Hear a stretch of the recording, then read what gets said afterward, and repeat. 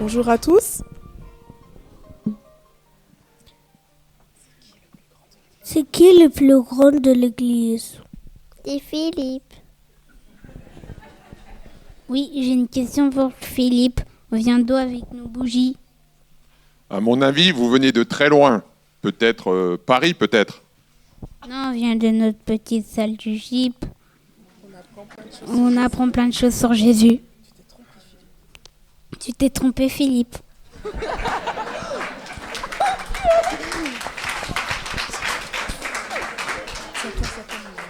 C'est qui la fille de Philippe? C'est Élise. Elle joue du piano. Oui, j'ai une question pour Élise. Pourquoi on porte une étoile? Peut-être pour éclairer votre chemin. Mais non, c'est l'étoile que les bergers et les mâles ont suivie pour retrouver bébé Jésus.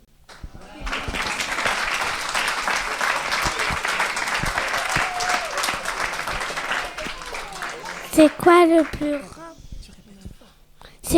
plus grand miracle? C'est Noël, la naissance de Jésus. Jésus est le Fils de Dieu, il est venu pour sauver tous les êtres humains.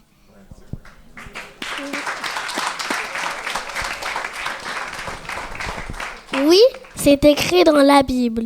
Dieu a tant aimé le monde qu'il a donné son Fils uni, afin que quiconque croit ne périsse pas, mais qu'il ait la vie éternelle.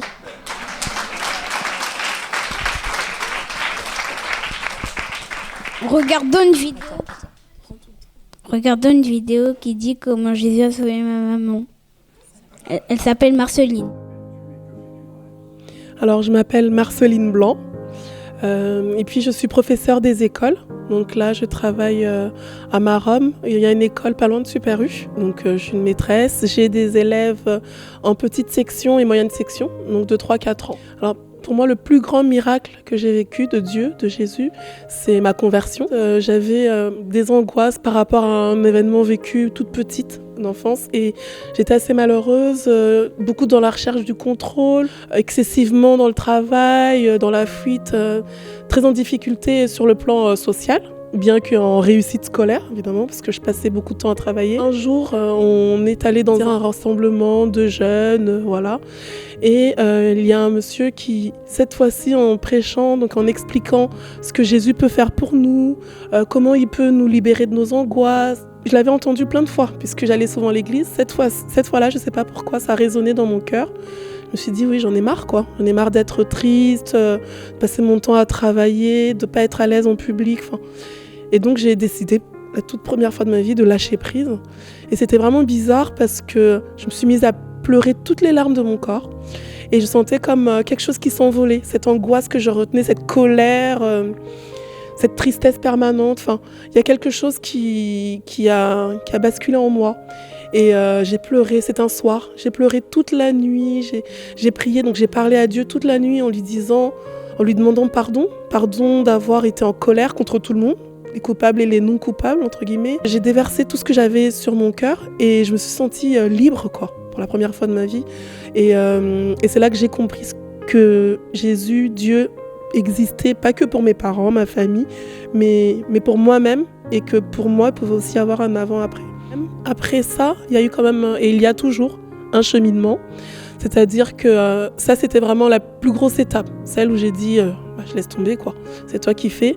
Et après, il y a eu des étapes plus ou moins grandes où on lâche toujours un peu plus parce qu'on croit avoir tout lâché, mais en fait, non. Il y a des choses qu'on récupère, des traumatismes, des douleurs, des choses qu'on reprend. Mais petit à petit, on lâche toujours plus de choses pour petit à petit laisser Dieu gérer le plus de choses dans notre vie. Voilà, et être en paix enfin avec lui, avec les autres autour de nous, travailler sur les traumatismes d'enfance, prier pour ça, être totalement libérée. Je sais que ça continue en fait, 15 ans après, mais que j'ai déjà franchi pas mal d'étapes.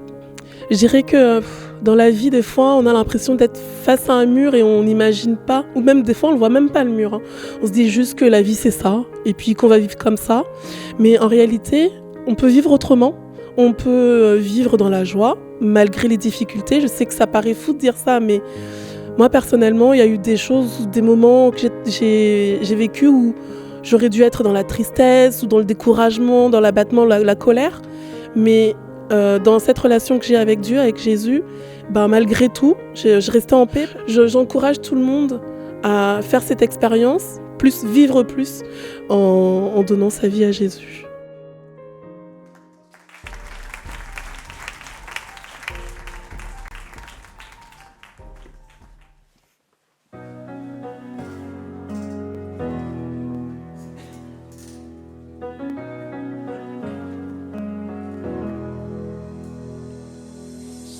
Entendu tant de récits de tes œuvres dans le passé.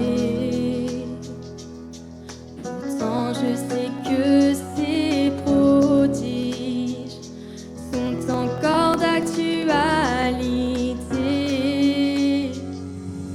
Ta puissance n'est toujours pas épuisée. Rien ne peut faire face à ta grandeur. Montagne, tu peux les déplacer et jamais tu ne failliras, Seigneur. Ta puissance n'est jamais épuisée. Ta puissance n'est jamais épuisée. Ta puissance n'est jamais épuisée. Ta puissance n'est jamais épuisée. Les tempêtes se rappellent encore, c'est la voix qui les a fait taire. L'autorité de ta parole, tu peux encore le refaire. Car ta puissance n'est toujours pas épuisée. Rien ne peut faire face à ta grandeur. Les montagnes, tu peux les déplacer et jamais tu ne failliras, Seigneur. Ta puissance n'est jamais épuisée. Ta puissance n'est jamais épuisée. Ta puissance n'est jamais épuisée. Ta puissance n'est jamais épuisée. Oui je crois, dans le nom de Jésus. Oui je crois, oui je crois. Oui je crois, dans le nom de Jésus.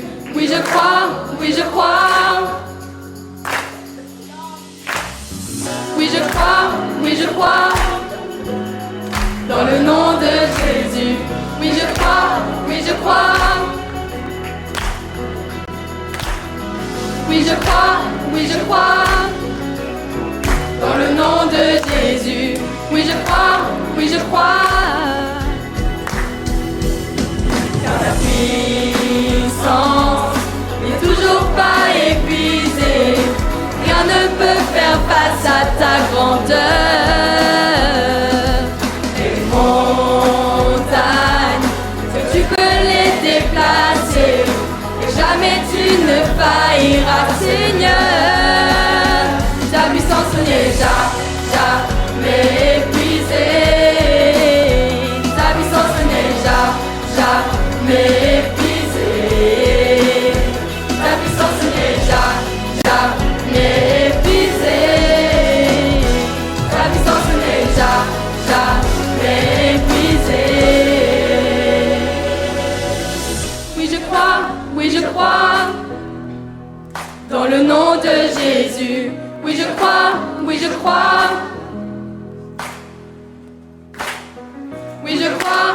crois, dans le nom de Jésus. Oui je crois, oui je crois.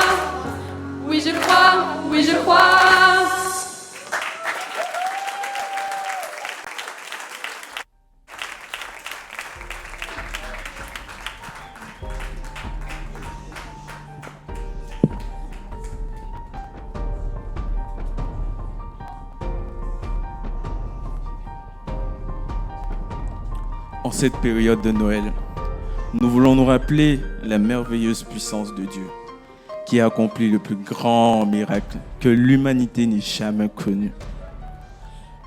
Le miracle de Noël, c'est le miracle de la venue du Sauveur, afin que l'humanité entière sache que Dieu l'aime et qu'il désire réellement la sauver. Noël, Noël, c'est le message de la nativité miraculeuse du Sauveur de l'humanité. Et ce miracle a été le déclencheur d'autres miracles, si puissants depuis la venue de Jésus jusqu'à nos jours encore. Le miracle de Noël, c'est le témoignage de millions de personnes qui l'ont vécu un jour et qui le vivent encore aujourd'hui. Je vous emmène avec moi découvrir cet après-midi combien Dieu est le Dieu du miracle encore aujourd'hui.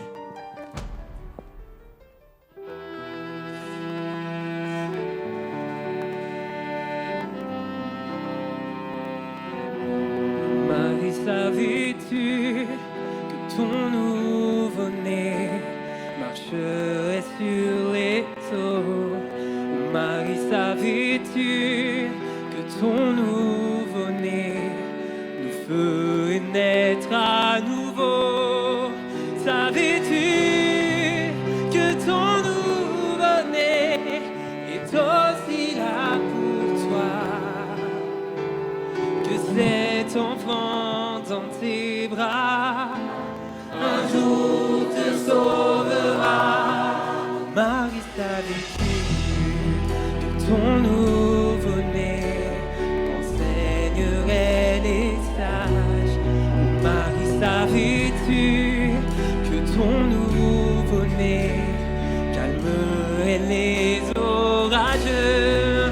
Savais-tu que ton nouveau-né serait béni des cieux?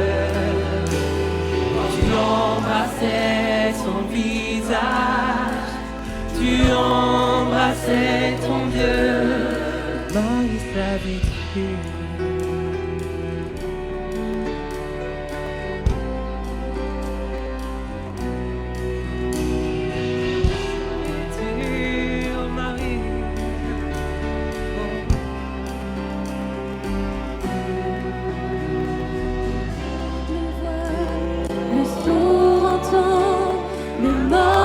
Du tombeau, les boîtes dansent, le muet chante, les merveilleux de Dieu. L'aveugle voit, le sourd entend, le mort sort du tombeau. Le boîte danse, le muet chante, les merveilleux. Savais-tu que ton nouveau-né est roi de la création? Marie, savais-tu que ton nouveau-né régnerait sur les nations? Savais-tu que ton nouveau-né est infiniment grand? Que cet enfant est le de Dieu Tout-Puissant. Marie, savais-tu?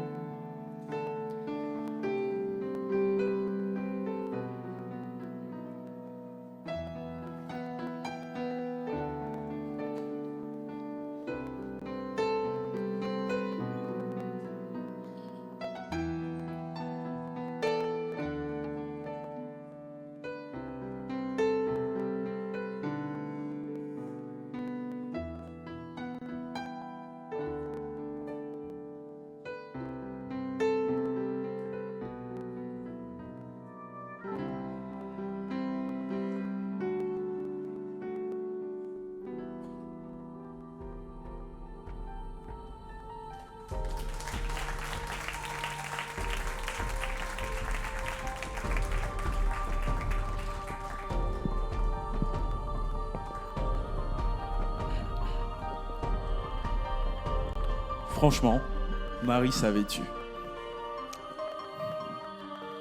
Il nous est né un sauveur. C'est le Christ, le Seigneur. Rendez-vous compte, nous sommes là face au plus grand miracle que l'humanité n'ait jamais vu. Dieu se fait homme pour venir nous sauver et nous réconcilier avec lui. Il est aussi celui qui guérit et qui restaure. Vous voulez entendre ce miracle avec moi? Jésus et ses disciples sortaient de Jéricho avec une assez grande foule. Le fils de Timée, Bartimée, mendiant aveugle, était assis au bord du chemin. Il entendit que c'était Jésus de Nazareth et il se mit à crier: « Fils de David, Jésus, aie pitié de moi !» Plusieurs le reprenaient pour le faire taire. Mais il criait beaucoup plus fort: « Fils de David, aie pitié de moi !» Jésus s'arrêta et dit: « Appelez-le !»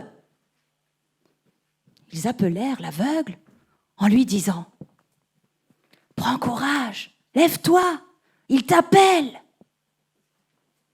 L'aveugle jeta son manteau et, se levant d'un bond, vint vers Jésus.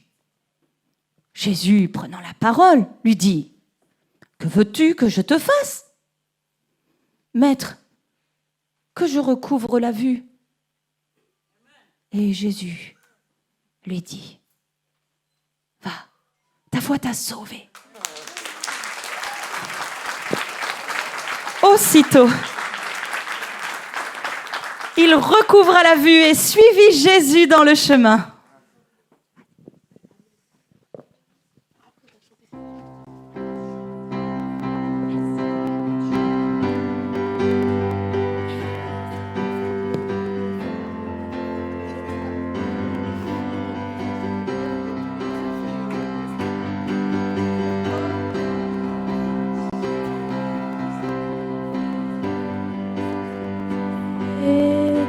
Si tu crois, tu verras de nouveau,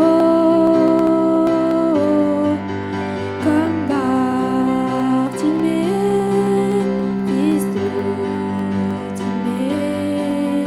Si tu crois, tu verras de nouveau.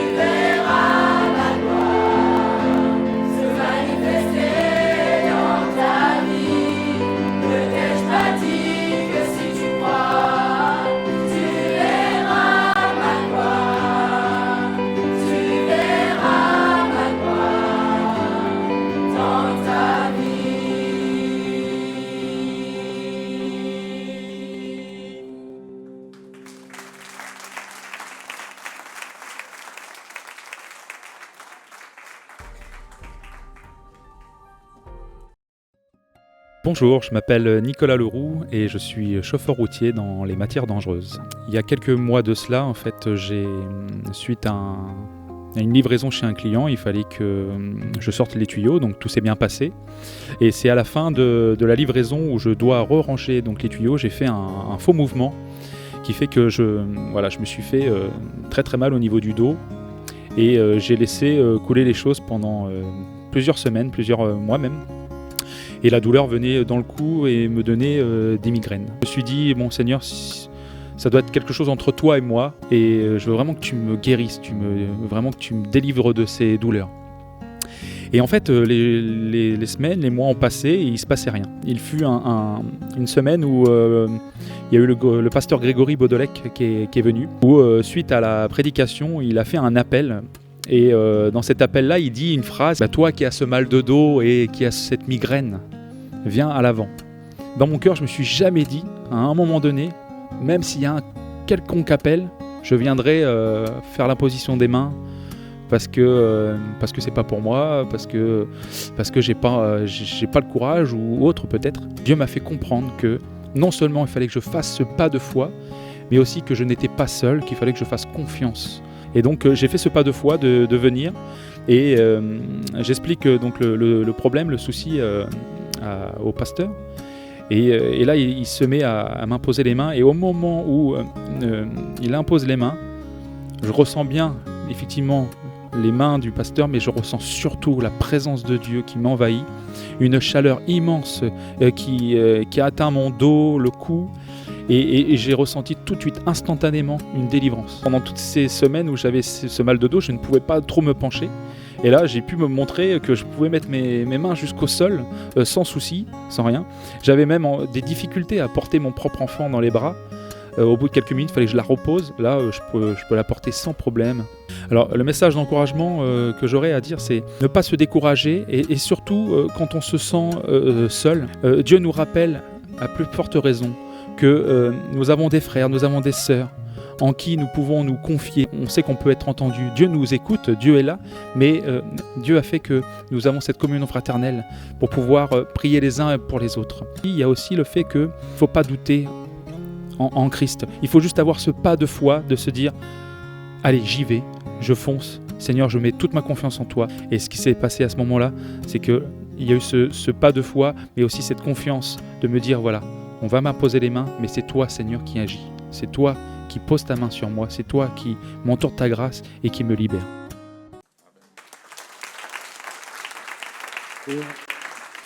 Amen. Pour ce chant, je vous invite à ce qu'on se lève ensemble, qu'on chante ensemble.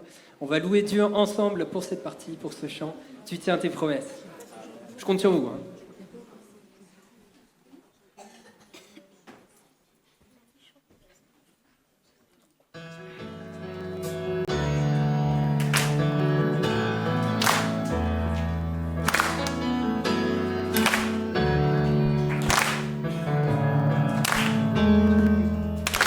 Chercher à mériter ton grand amour par mes efforts.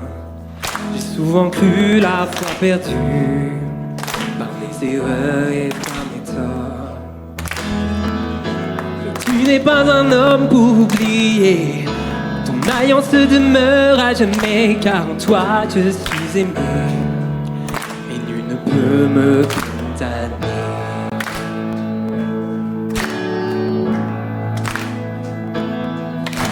Toujours là pour moi, tu ne changes pas. Oui, tu tiens tes promesses, ce que tu as dit, oui, tu l'as accompli. Oui, tu tiens tes promesses, Dieu, tu es fidèle.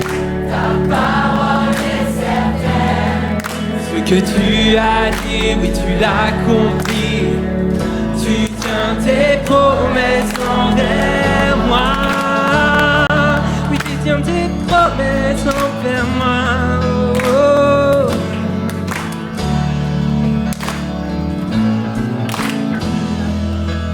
Devant moi les nuits se dressent, que la peur vient m'accabler.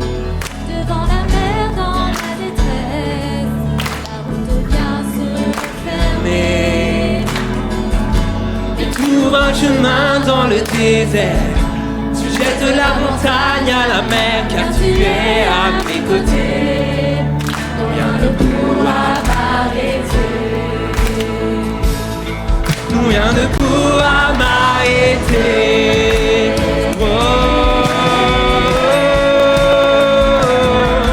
toujours là pour moi, tu ne changes pas. Tiens tes promesses. Ce que tu as dit, oui, tu l'as accompli.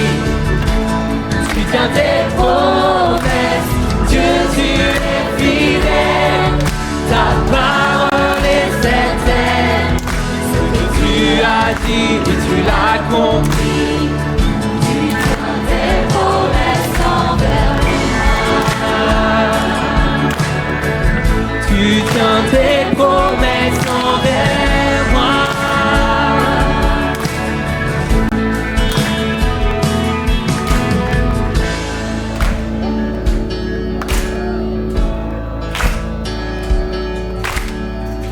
Oui, je crois. Oh oui, je crois. Tu es fidèle et tu agiras. Oh oui, je crois. Oh oui, je crois. Ce que tu dis, oui, tu le feras. Oh oui, je crois. Oh oui, je crois. Tu es fidèle et tu agiras. Oh oui, je crois. Oh oui, je crois. Ce que tu dis, oui, tu le feras. Oh oui, je crois. Oh oui, je crois. Tu es fidèle et tu agiras. Oh oui, je crois. Oh oui, je crois. Ce que tu dis, oui, tu le feras. Oh oui, je crois. Oh oui, je crois. Tu es fidèle et tu agiras. Oh oui, je crois. Oh oui, je crois. Ce que tu dis, oui, tu le feras. Toujours là pour moi, tu ne changes pas. Ensemble. Tiens tes promesses, ce que tu as dit, oui, tu l'as accompli. Tu tiens tes promesses, Dieu, tu es fidèle. Ta parole est certaine. Ce que tu as dit, oui, tu l'as accompli. Toujours. Toujours là pour moi, tu ne changes pas. Ce que tu as dit, oui, tu l'as accompli. Tu tiens tes promesses, Dieu, tu es fidèle. Ta parole est certaine. Ce que tu as dit, oui, tu l'as accompli. Tu tiens tes promesses envers moi. Tu tiens tes promesses envers moi. Tu tiens tes promesses envers moi. Tu tiens tes promesses, oh. Tu tiens tes promesses envers moi.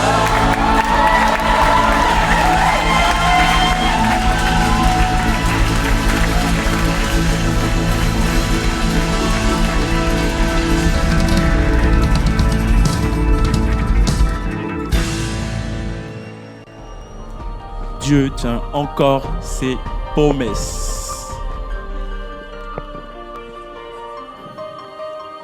Dieu fait encore des miracles. Alléluia. Alléluia. Oui, je vais faire comme les pasteurs. Franchement, bon, je passe un bon moment. Je ne sais pas pour vous, mais on passe vraiment un bon moment. Savez-vous ce que signifie Alléluia? Ça veut dire gloire à Dieu. Effectivement, comment ne pas dire gloire à Dieu quand on voit un Dieu si puissant venir nous guérir et nous faire échapper miraculeusement des situations à l'issue impossible. Mais ce n'est pas fini. Écoutez avec moi la suite. Vous n'allez pas en croire vos oreilles. Et pourtant, c'est vrai. En ces jours de sécheresse, la parole de l'Éternel fut adressée à Élie le prophète. « Lève-toi, va à Sarepta qui appartient à Sidon, et demeure là. Voici, j'ai ordonné à une femme veuve de te nourrir. »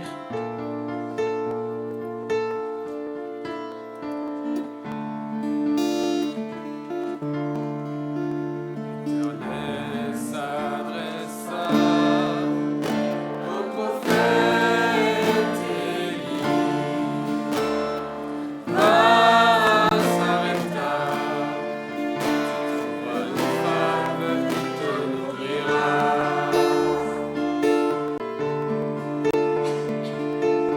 Sarepta, une femme veuve et son fils, épuisés par la famine, attendaient la mort.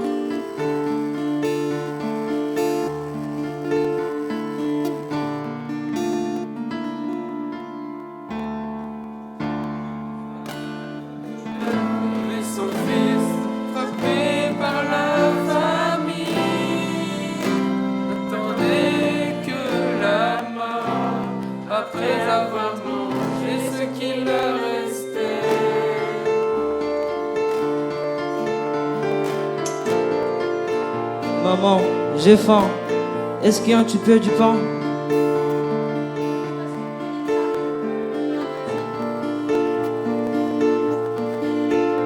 Il ne nous reste qu'une poignée de farine et un peu d'huile. Après cela, mon enfant, nous mourrons.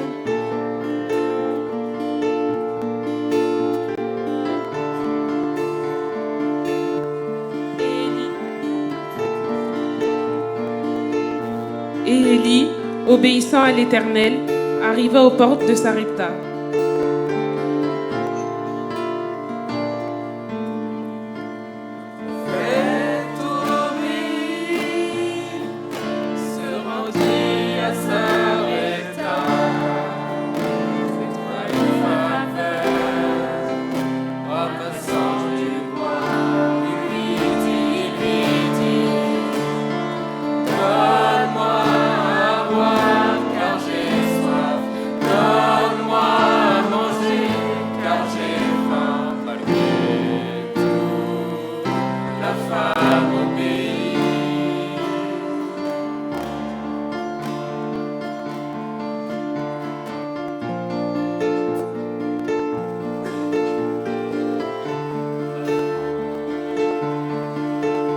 Femme, apporte-moi, je t'en prie, un peu d'eau et un morceau de pain.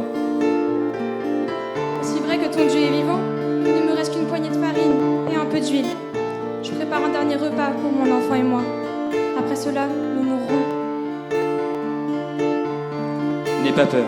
Fais d'abord pour moi un petit gâteau, puis pour toi et ton fils. Car ainsi parle l'Éternel, le Dieu d'Israël. La farine du pot ne manquera point, et l'huile de la cruche ne diminuera point, jusqu'au jour où l'Éternel fera tomber la pluie sur la terre.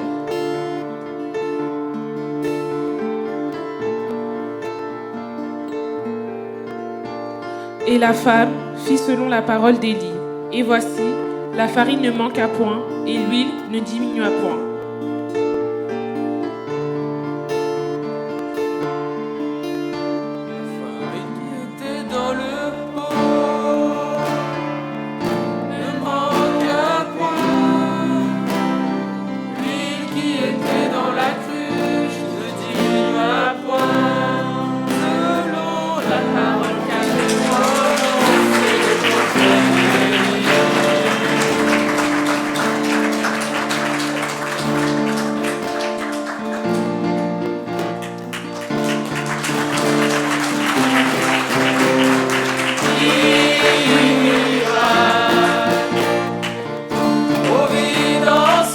Maman, regarde, le pont est rempli.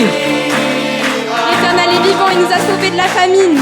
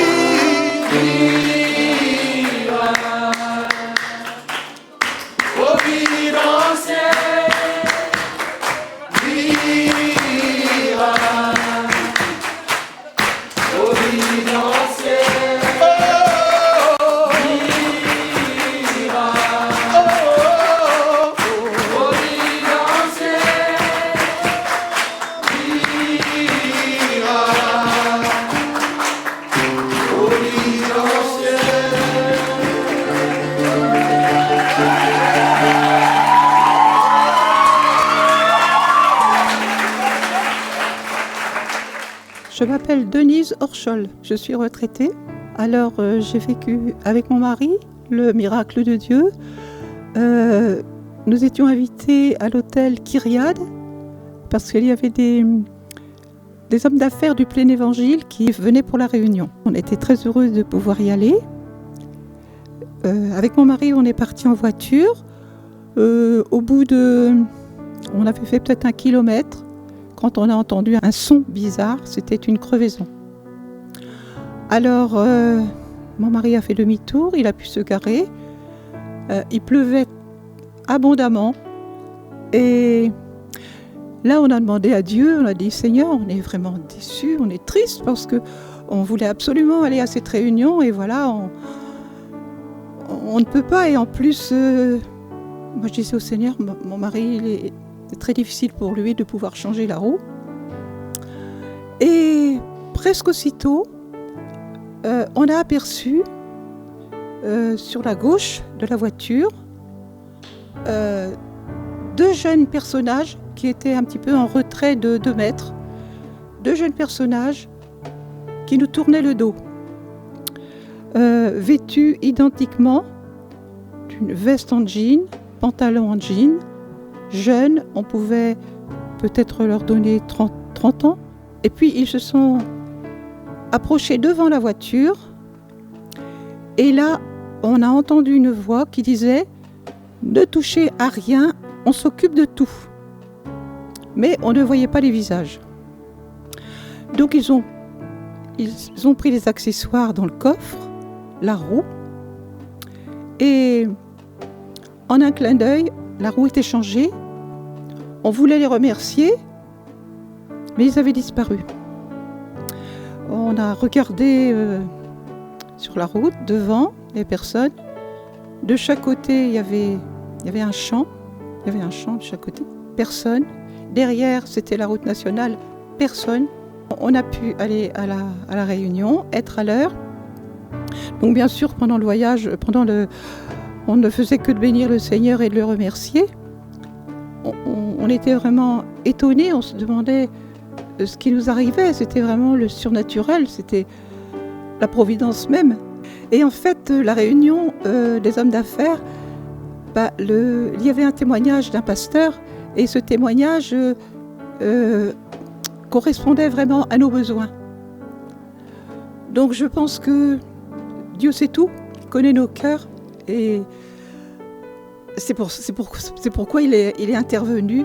Le message que je voudrais donner, c'est que tous les frères et sœurs puissent faire la même expérience. Peut-être que déjà certaines personnes l'ont fait, mais c'est tellement important, c'est indélébile dans notre cœur.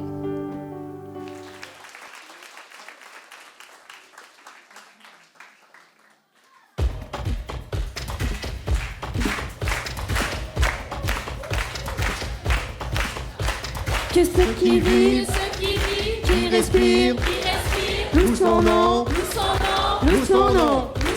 Que ceux qui vivent, qui respirent, louent son nom, louent son nom.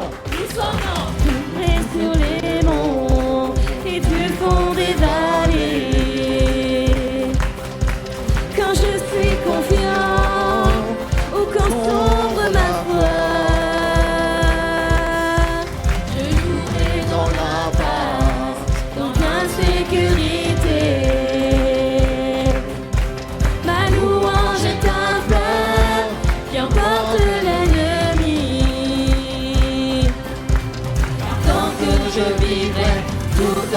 Chantera béni l'Éternel pour mon âme. Béni l'Éternel pour mon âme. Je louerai peu importe ce que dicte mon âme. Je louerai car je sais que tu restes au contrôle. Malou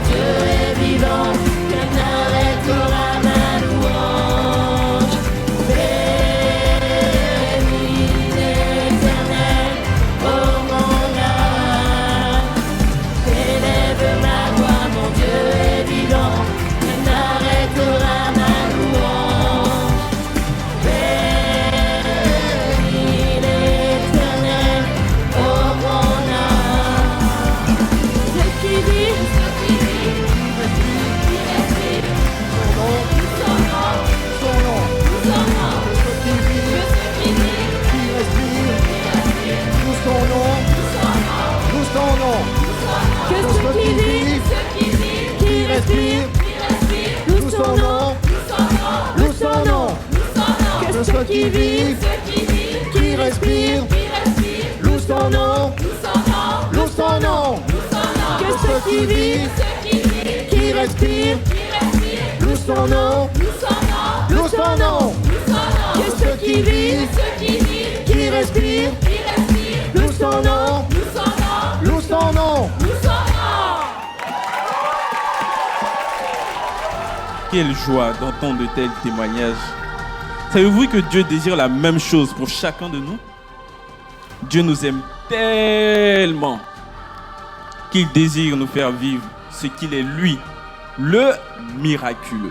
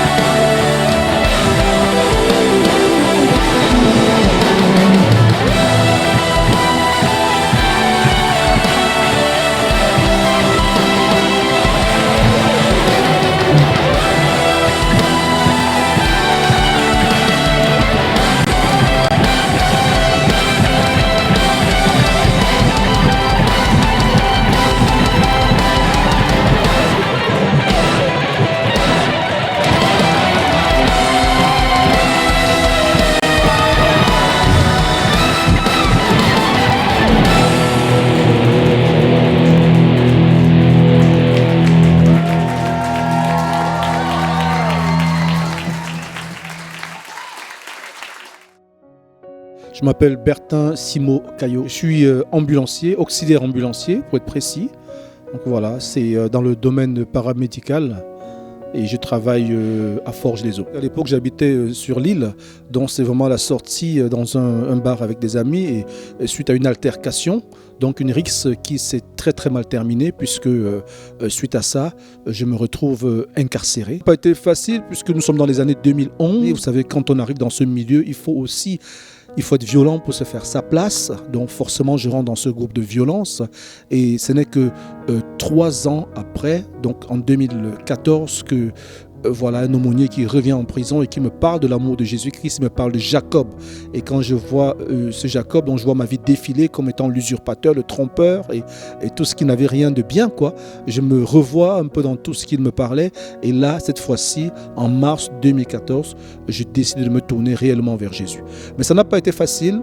Ce qui a prouvé l'élément déclencheur, c'est quoi? C'est parce qu'il se passe quelque chose avec des détenus et une affaire qui se passe et je me vois en train de me faire taper dessus par une trentaine de détenus que j'avais sur le dos, simplement parce que j'avais un pied dedans, un pied dehors. Je faisais encore tout ce genre de trafic avec eux et je parlais aussi de Jésus ailleurs. Donc c'est là où j'ai vraiment eu la présence de l'Esprit qui m'a dit, tu vas choisir, est-ce que c'est moi que tu veux servir ou est-ce que tu veux rester dans tes magouilles? Et j'ai choisi de suivre Jésus. C'est comme ça que ma vie prend tout son sens. Là, je travaille en tant qu'ambulancier et j'aspirais à travailler aussi comme taxi, donc pouvoir avoir une licence de taxi. Et pour avoir cette licence de taxi, il fallait justement avoir un B2 vierge, dans le casier judiciaire vierge. Or, le mien était, je n'ai pas pu le faire il y a quelques années encore, je ne pouvais pas le faire. Mais aujourd'hui, je peux le faire parce que j'ai fait une demande d'extrait de casier judiciaire. On m'a confirmé que mon extrait de casier judiciaire est complètement vierge. Il est complètement effacé, donc je suis quelqu'un de nouveau. Et c'est là où j'ai réalisé que la main de Dieu, elle est vraiment très grande, dans le sens où même les hommes ont réussi à effacer ce casier judiciaire. Voilà, il y a aussi quelque chose qui m'a vraiment fait du bien, c'est que j'avais vraiment besoin d'être un peu seul. Vous savez, je connaissais tellement de monde, j'avais des copains, des connaissances que j'appelais toujours amis. Pour moi, tout le monde était mon ami. Sauf que lorsque j'ai été incarcéré, je me suis senti vraiment seul. Je n'en veux à personne, à aucune de ces personnes, mais j'ai compris que Dieu me voulait quelque part seul pour mieux me travailler. La transformation s'est faite et j'ai eu le temps de lire ma Bible. Et ça m'a propulsé là où je suis aujourd'hui, stagiaire pasteur. Oui, j'ai un message d'encouragement, c'est dit simplement, prenez position, frères et sœurs, mes amis, prenez position. Ne laissez personne vous voler votre joie. Vous savez, ce qui m'a vraiment, j'étais vraiment faible, j'étais influençable. Et voilà, l'ennemi a profité de cette influence pour pouvoir m'entraîner dans un milieu où je ne m'y attendais pas du tout. Mais vraiment, c'est prendre position. Et la meilleure façon de prendre position, c'est de lire sa Bible, c'est de prier et de demeurer, avoir une église locale et rester dans la présence de Dieu. C'est le conseil que je peux donner à quiconque.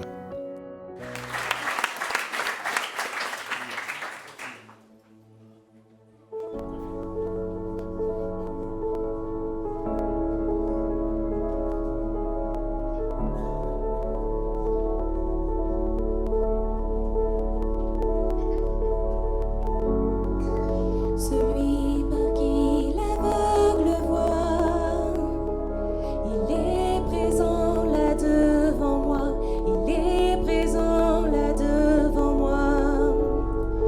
Celui par qui le sourd entend, il chasse au loin toutes mes peurs, chasse au loin toutes mes peurs.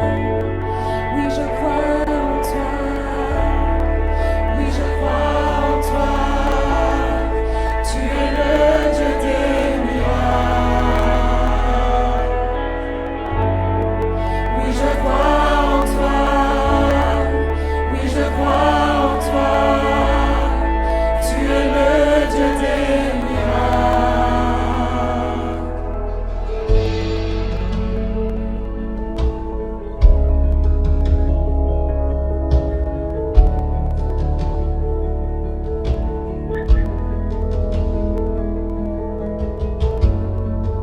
Celui qui défie l'impossible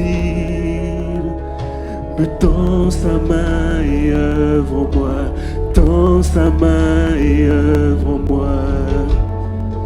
Celui qui a vaincu la mort, se révèle en moi aujourd'hui, se révèle en moi aujourd'hui. Oui, je crois en toi, oui, je crois en toi, tu es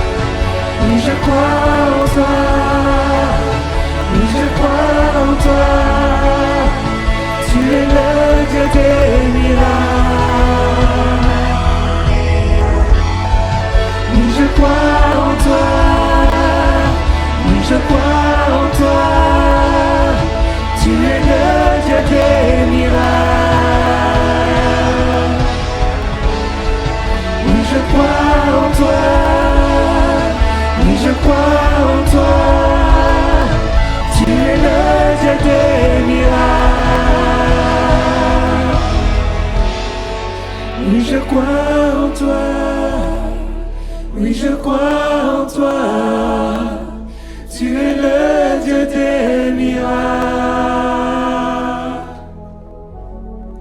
Oui, je crois en toi, oui, je crois en toi, tu es le Dieu des miracles.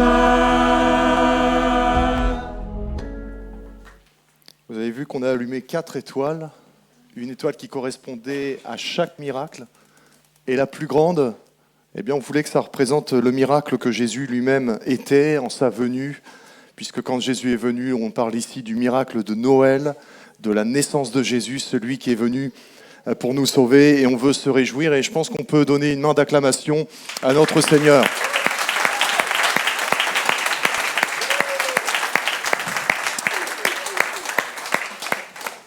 Amen. Depuis le début de notre rassemblement, on a la joie d'entendre parler de miracles, de choses que Dieu a faites et qu'il fait encore aujourd'hui, puisque vous avez vu que les exemples qui vous ont été cités ont été tirés de la Bible, mais aussi de gens qui, comme vous, comme moi, eh bien, ont vécu des choses extraordinaires avec Dieu. Et on aimerait que ce temps soit aussi l'occasion pour chacun d'entre vous qui nous visitez, qui peut-être être au milieu de nous pour la première fois, de vivre aussi votre miracle. Et c'est pour ça que j'ai intitulé ce message « À toi de vivre ton miracle ». C'est bien d'entendre parler des miracles des autres, c'est bien d'entendre parler des miracles que Jésus a accomplis il y a plus de 2000 ans, mais c'est important que vous et moi, on réalise que Dieu est encore capable aujourd'hui, et notamment cet après-midi, d'accomplir encore des miracles, et on veut lui donner toute la gloire. Amen. J'aimerais vous poser une question. Ne voudriez-vous pas aussi vivre votre propre miracle ? Alors j'ai entendu quelques amen. Est-ce que vous ne voudriez pas vivre votre propre miracle ? Amen. On parle souvent de la magie de Noël, ou on pourrait aussi parler du miracle de Noël, mais ce n'est pas simplement le moment où on reçoit des cadeaux, où ça paraît être magique et que finalement ça s'éteint quasiment aussitôt, mais il y a quelque chose de plus que Dieu nous a donné en la personne de Jésus. Il nous a donné un sauveur. Il nous a donné ce qu'il était lui-même pour que vous et moi, on puisse vraiment vivre le miracle dans notre vie, dans notre contexte, dans notre histoire, dans notre situation, mais avant tout dans notre génération. Ce n'était pas simplement dans la génération de Jésus que ces choses-là ont été vécues, mais c'est encore valable pour nous aujourd'hui. Je voudrais simplement vous partager ce qu'un homme a vécu avec Jésus, et on va afficher ce texte des Écritures qui se trouve dans l'Évangile selon Jean, et il nous est dit que Jésus vit en passant un homme aveugle de naissance. Ses disciples lui posèrent cette question: Maître, qui a péché, cet homme ou ses parents, pour qu'il soit né aveugle? Mais Jésus va répondre ceci: ce n'est pas que lui ou ses parents aient péché, mais c'est afin que les œuvres de Dieu soient révélées en lui. Et on peut dire Amen. Amen. Pourquoi le miracle? Et j'aimerais qu'on puisse comprendre, vous et moi, quelle est l'importance du miracle et de répondre à cette question au travers de la réponse que Jésus va donner ici. Ce n'est pas que lui ou ses parents aient péché, et la Bible nous dit que tout être humain est pécheur devant Dieu. Mais Dieu, dans sa grâce, nous a donné justement la personne de Jésus, un sauveur, pour qu'on puisse être réconcilié avec Dieu. Dieu n'est pas un Dieu de religion, mais Dieu est un Dieu de relation.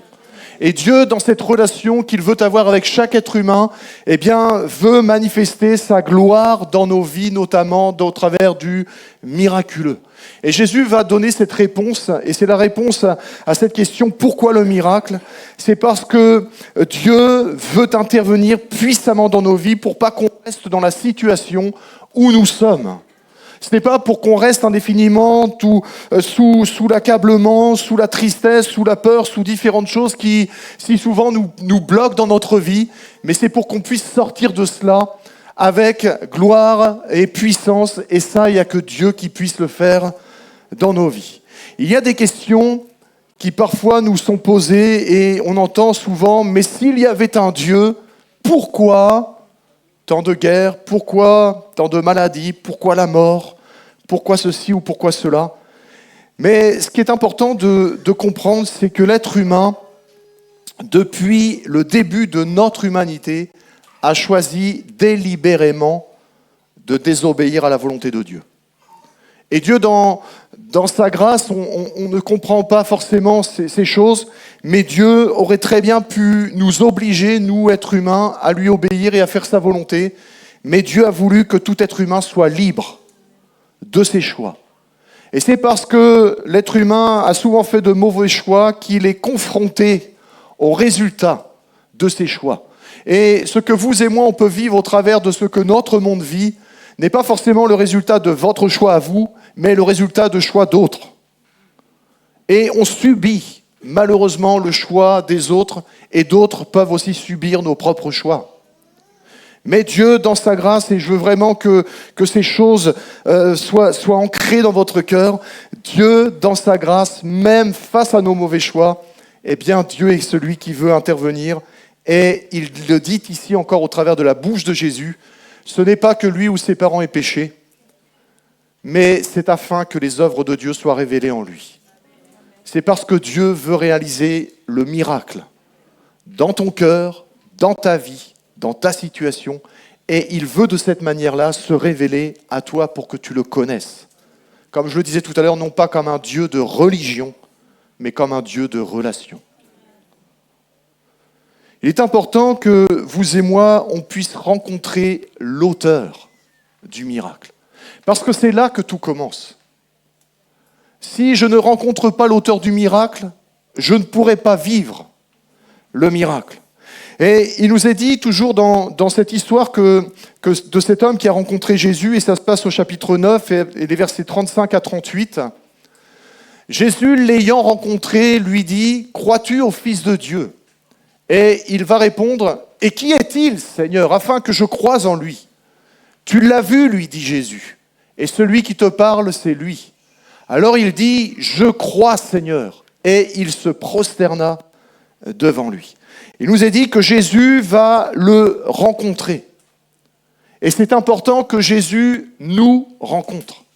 Ce temps de cet après-midi, au travers de ce temps de célébration de Noël, n'est pas un moment fait au hasard.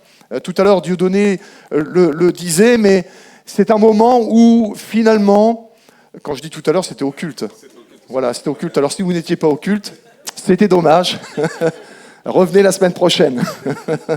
Mais il nous disait tout à l'heure, à la fin du culte, que la fête de Noël n'est pas un jour forcément précis. C'est vrai que dans le calendrier, on a marqué le 25 décembre comme étant la naissance de Jésus, mais les historiens nous montrent bien que Jésus n'est pas forcément né un 25 décembre, mais il est quand même né un jour sur cette terre. Et c'est sa naissance que nous voulons célébrer, mais au travers de sa naissance, on veut considérer, et c'est cela le message de l'Évangile, considérer que Dieu veut nous rencontrer.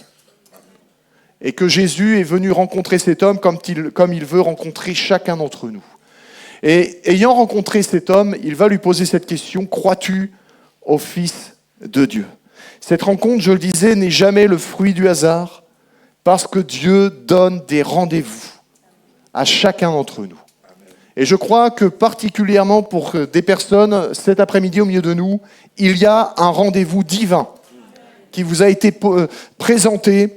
Alors certes, vous avez répondu à l'invitation d'amis, vous avez répondu à l'invitation d'un membre de famille, mais derrière tout cela, Dieu vous attend. Peut-être que vous n'en êtes pas encore conscient, mais si vous saviez combien Dieu vous aime, et combien Dieu, au travers de cette invitation, vous a fixé un rendez-vous, et comme cet homme, il va vous rencontrer, et il désire vous rencontrer parce qu'il veut faire quelque chose de grand dans votre vie et dans votre cœur. Et rencontrer Jésus, ça change tout. Amen.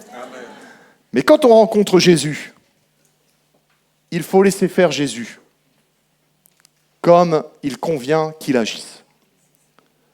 C'est ce qu'on voit notamment ensuite, si on peut prendre le texte.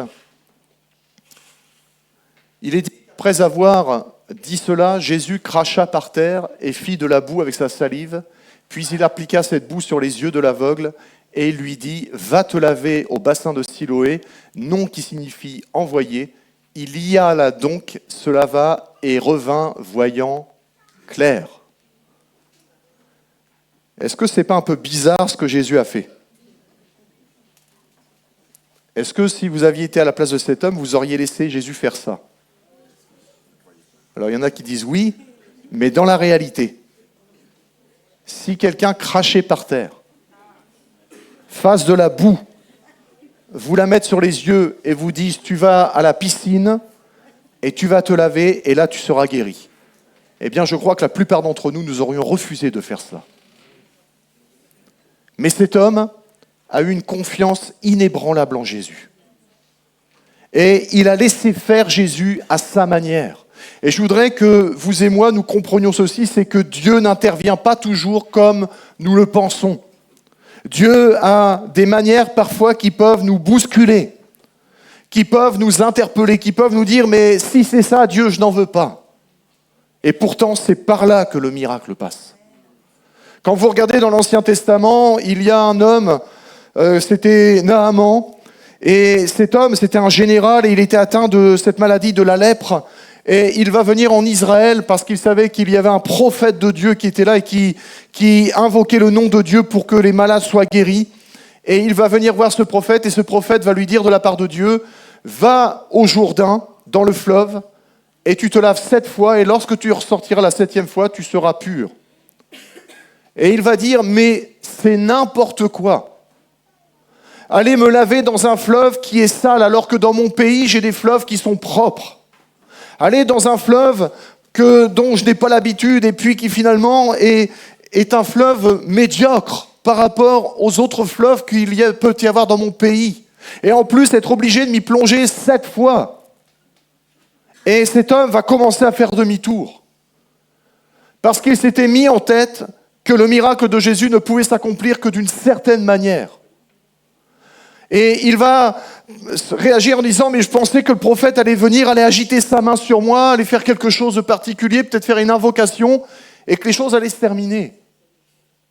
Et l'un de ses serviteurs va lui dire, mais si le prophète avait demandé quelque chose de simple, ne l'aurais-tu pas fait ? Et il va accomplir simplement ce que le prophète avait annoncé, d'aller dans le Jourdain, de se plonger 7 fois, et il va ressortir pur. Ici, Jésus va faire de la boue avec sa salive, va la poser sur les yeux de cet homme, et va lui dire, va te laver.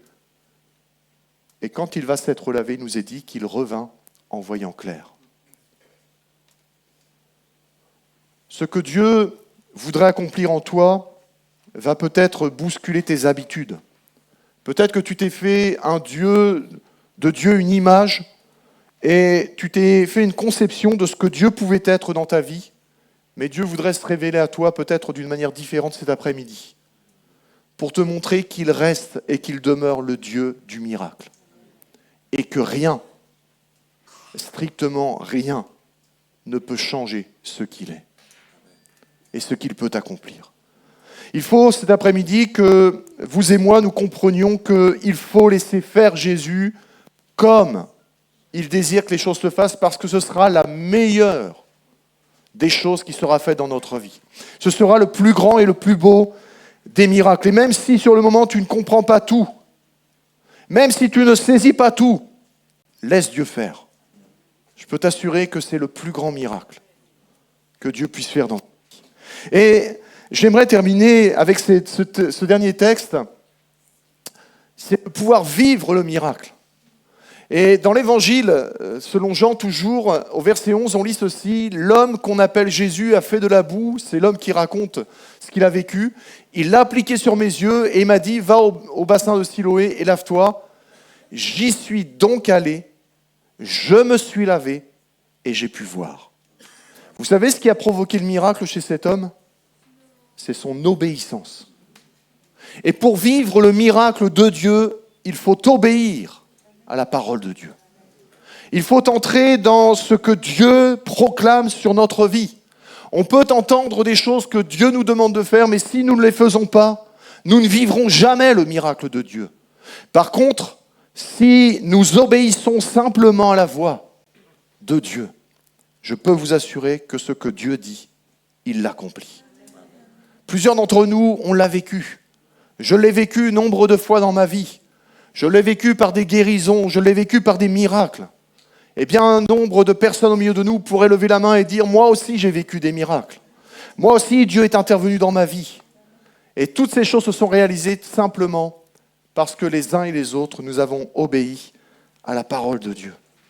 Le miracle ne peut se vivre seulement qu'à partir du moment où je mets de côté ce que je conçois, ce que je préfère, pour que Dieu puisse agir en toute liberté dans ma vie.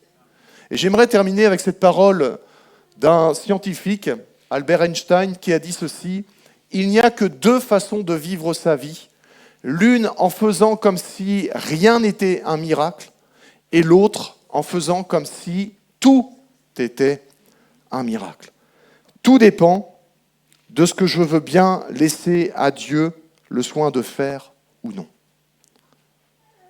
Dieu est souverain. Et quand on regarde bien tout ce qui se passe autour de nous, dans la nature, dans la création, on s'aperçoit qu'il y a quelqu'un derrière. Mais quand on ne veut pas considérer cela, on peut se fermer les yeux. On peut très bien choisir de se dire « il n'y a pas de miracle, tout est le fruit du hasard ».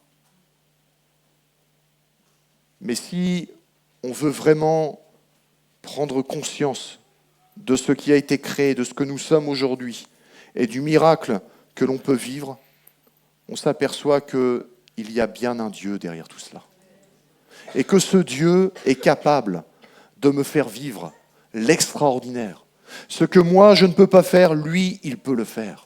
Ce que je ne peux pas accomplir, ce que je n'arrive peut-être pas à faire. Vous voyez, tout à l'heure, ces jeunes qui imageaient les chaînes que peuvent être la peur, le rejet, toutes ces choses-là. eh bien, nous sommes souvent dans ces situations où nous avons besoin d'un miracle. Et si Dieu ne vient pas nous libérer, si cet homme qui était aveugle, Jésus n'était pas venu le libérer de sa cécité, il serait mort aveugle. Et combien vous et moi, on a besoin de vivre le miracle de Dieu. Et je voudrais terminer avec ces simples paroles. Cet après-midi, je veux t'inviter à vivre ton propre miracle. Est-ce que tu es prêt à vivre ton miracle ? Est-ce que tu es prêt cet après-midi à entendre ton miracle ? Est-ce que tu es prêt à entendre ce que Dieu veut dire sur toi, ce que Dieu proclame sur ta vie ? Est-ce que tu es prêt cet après-midi à entendre au travers de tout ce qui a été dit, tout ce qui a été manifesté, combien Dieu est bon, combien Dieu est grand, combien Dieu est puissant, et combien Dieu veut manifester avec tout son cœur ce que tu as besoin de vivre pour que le miracle s'accomplisse. Et j'aimerais te laisser maintenant avec cette question avant qu'on continue ce spectacle. Veux-tu vivre ton miracle ? Eh bien, c'est possible cet après-midi, avec Dieu et avec Jésus. Amen. Je vous invite à incliner vos fronts et on fait cette simple prière. Seigneur Jésus, viens visiter ce lieu. Seigneur Jésus, viens habiter nos cœurs. Viens faire ton œuvre miraculeuse dans nos cœurs. Et tout ce qui a besoin d'être transformé, tout ce qui a besoin d'être changé, tout ce qui a besoin d'être guéri, là où il y a besoin d'une libération, nous t'en prions, mon Dieu, dans le nom de Jésus, que le miracle s'accomplisse, que le miracle divin prenne place, que le miracle de Noël ne soit pas simplement un moment où on commémore la naissance du Christ, mais que le miracle de Noël s'installe dès aujourd'hui et maintenant dans chaque cœur. C'est là ma prière et je prie au nom de Jésus. Amen. Amen. Je vais vous demander simplement ce soir de prendre votre téléphone et d'allumer votre lampe torche comme je fais ici. Et je vous invite tous à lever bien haut en l'air et à dégager les allées, s'il vous plaît. Vraiment dégagez bien les allées, s'il vous plaît.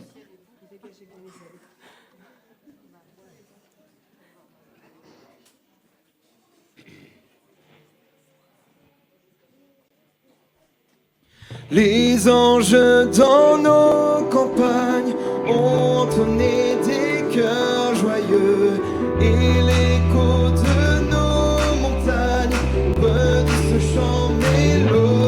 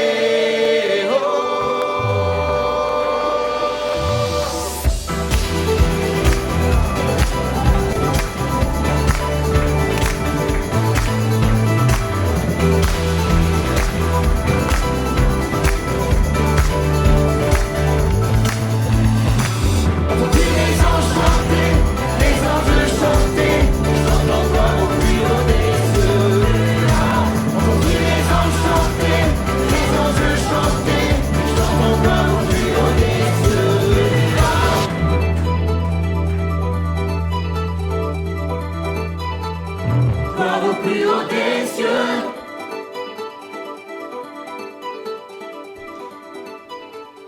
Gloire au plus haut des cieux.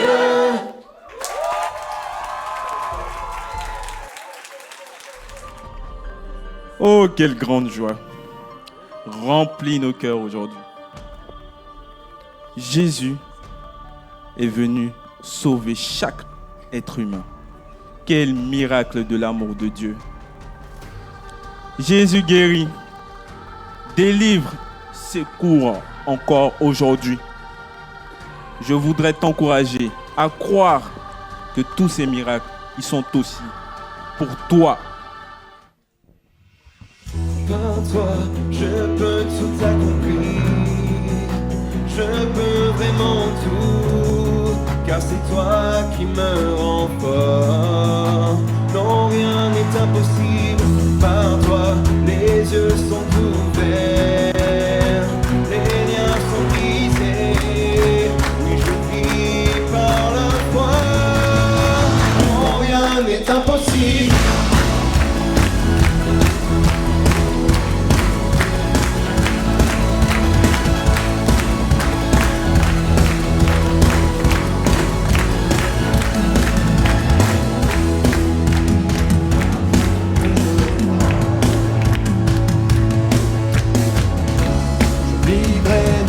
Ce que je ressens,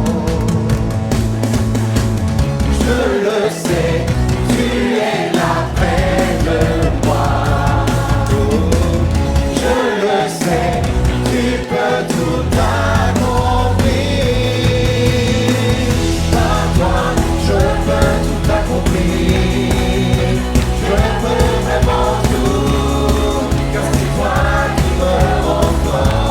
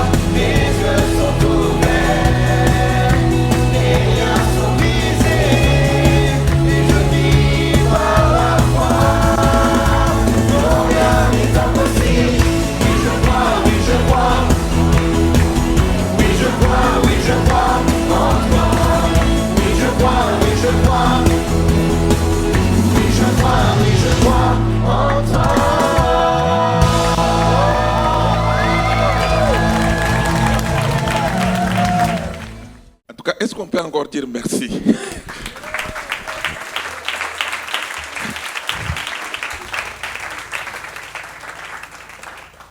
Je ne vous vois pas beaucoup. Je pense que vous me voyez. Parce que noir dans les noirs, ça ne se voit pas beaucoup. Après, je voulais vraiment remercier. Merci de tout cœur à toute l'équipe d'organisation. Où est Nathan?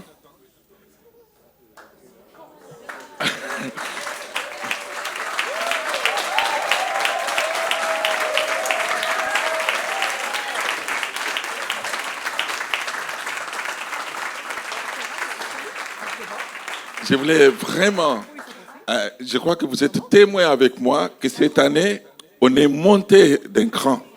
Vous êtes d'accord? Je crois que... Il y a encore de l'équipe d'organisation? Oui. Oui. La chorale, tous ceux qui ont participé, venez. Chorale, soliste, oui. Technicien, venez. Je vous laisse pas le choix. Musicien. Photographe. Ouais. Oublie pas la photo de fin quand même. Ouais, Philippe, est-ce que tu peux nous faire un plan fixe et venir? J'ai prévu de citer quasiment tout le monde. Ça va vous prendre un petit moment, mais je voulais remercier. J'ai pris note, voyez-vous. J'ai pris note pour pouvoir dire merci. D'abord à Nathan ainsi que toute l'équipe de préparation. Ça a été des heures et des heures de répétitions et de répétitions. Est-ce qu'on peut déjà leur dire merci?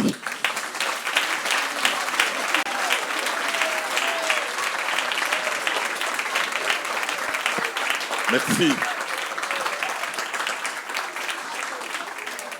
Après, nous voulons dire merci à l'équipe de groupe d'instruction biblique qu'on appelle GIB, les animateurs, les animatrices, Elodie et Elisabeth, les responsables. Est-ce qu'on peut leur dire merci? Il y avait les petits, il y avait les moyens, il y avait les pré-ados, il y avait les ados. On peut encore leur dire merci. Un bon travail.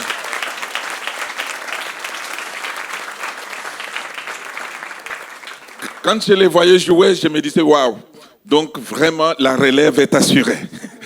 La relève est... Vous avez vu que eux, ils sont libres. Hein? Donc Lucas a joué Jésus cet après-midi. J'espère qu'à la maison, il sera sage. Oui, Lucas.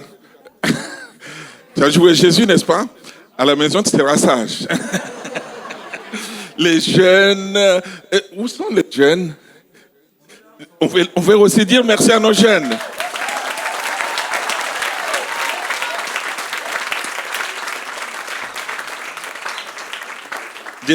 Jason, tu ne seras plus ravisseur.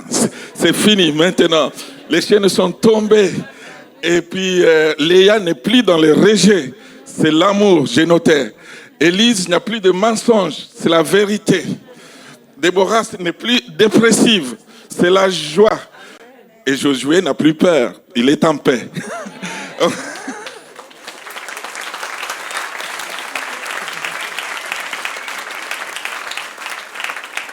Je voulais remercier la chorale, c'est notre chorale.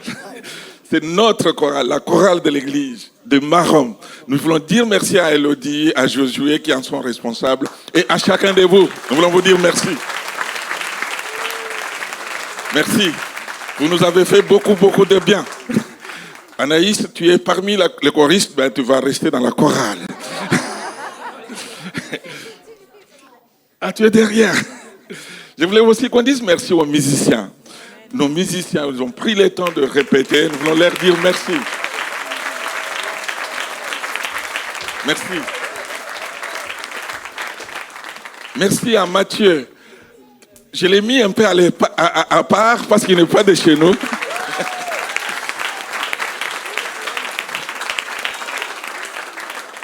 Mais ici, nous sommes une église où chacun trouve sa place.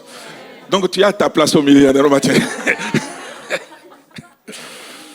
Je voulais remercier les techniciens, on les appelait vers nous. Donc les techniciens, tous ceux qui étaient à la technique. Voilà. Est-ce qu'on peut leur dire merci?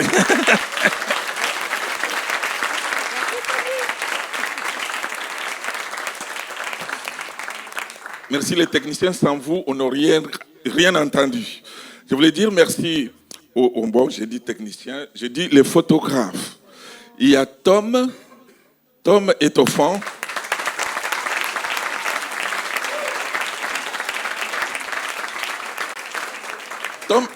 Tom n'est pas membre de notre église. Tom, il est ami de Nathan.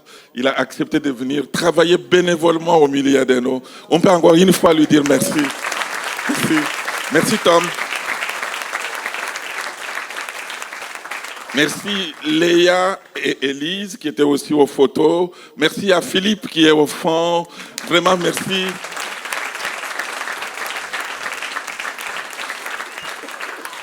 Je voulais remercier Madi Boinet. Elle est par où, Madi? Si vous voyez les étoiles, vous voyez toute cette décoration. Madi, c'est notre architecte de l'intérieur. Si vous avez des projets, appelez Madi. Elle est passée par mon petit bureau. Si vous venez me voir au bureau, vous allez voir, c'est bien, c'est agréable. Et on n'a presque rien changé, mais elle a juste mis les doigts et ça a tout changé. Alors j'aime bien. J'aime bien. Alors nous voulons aussi remercier les parents qui se sont déplacés avec les enfants pour les amener jusqu'à nous. Est-ce que nous pouvons applaudir tous les parents?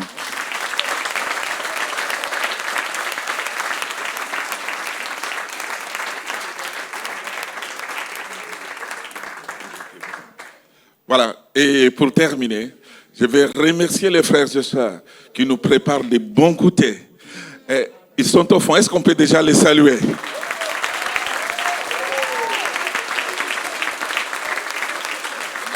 Vous savez, vous êtes au fond effacés, mais c'est vous qui nous redonnez la force. Quand on a travaillé, quand on a tout fait, et vous êtes toujours là, que ce soit la vie de l'esprit, que ce soit des différentes réceptions, vous êtes toujours là, vous nous accompagnez. On veut vous dire merci de tout cœur. Merci. Ok, pour conclure ces moments, je vous lis un petit texte et après je vous libère pour le goûter, bien sûr, on attend tous ça. Alors, tout au long de ce spectacle, nous avons entendu des histoires, des témoignages, des vies touchées, relevées, transformées. Ces miracles ne sont pas des contes, ce sont des rencontres réelles. Des moments où, au cœur même de la fragilité, une lumière s'est allumée. Depuis le début, vous avez vu, on a installé différentes lumières. C'est ce qui nous accompagne durant ce spectacle. Elle symbolise cette lumière qui apparaît quand on ose croire que Dieu peut encore agir aujourd'hui. Alors, le faites pas tout de suite, mais sous votre chaise, on vous a laissé quelque chose. Il y a une étoile, et je vous invite à la détacher une fois que j'aurai fini. Cette étoile, c'est une invitation personnelle à vivre le miracle. À croire que ce que d'autres ont vécu, c'est possible. Ah, vous commencez à prendre déjà. Attendez, on a dit à la fin. Ah, j'ai pas fini. Je vous ai vu. Voilà, donc c'est un souvenir de ce qu'on a vu tout au long de ce spectacle. Je vous invite à le garder. J'ai oublié de dire merci tout à l'heure à l'équipe d'accueil, au fond. Oui, c'est vrai. Voilà. À l'équipe d'accueil.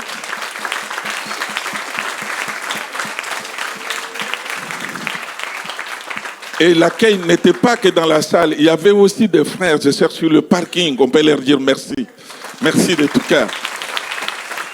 Voilà. Maintenant, vous pouvez regarder en dessous de la chaise maintenant. Allez-y. Que personne ne regarde en dessous de la chaise de l'autre. Hein. Regardez en dessous de votre chaise. Il n'y a rien. On n'a pas vu. Si, il y en a. Au pire, on en a en stock. Si vous n'en avez pas, vous venez nous voir. Ne vous inquiétez pas. On va passer par les goûters maintenant. Si les personnes ne peuvent pas, demandez à d'autres personnes de vous le faire. Ouais. On ne prend pas de risque. Hein. D'accord. Hein, on fait attention à son dos. Si vous n'avez pas de Bible, cet après-midi, je peux vous l'offrir. Si vous n'avez pas de Bible, je vous l'offre cet après-midi. Que Dieu vous bénisse.